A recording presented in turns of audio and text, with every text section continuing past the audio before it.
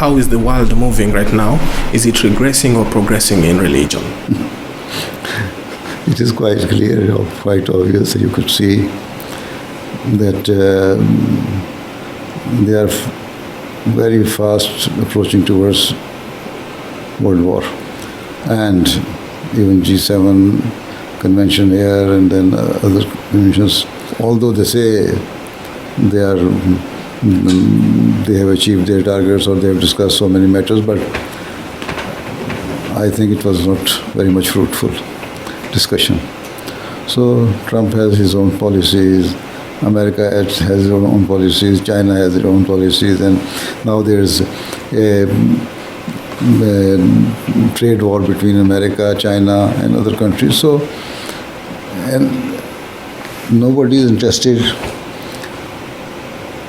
for the betterment of their next generation. Every country, every party, every leader has their own vested interests. So how can we say we are progressing? Actually, morally we are deteriorating. And at the same time, we are fast going towards world crisis, and the ultimate result of that will be world war.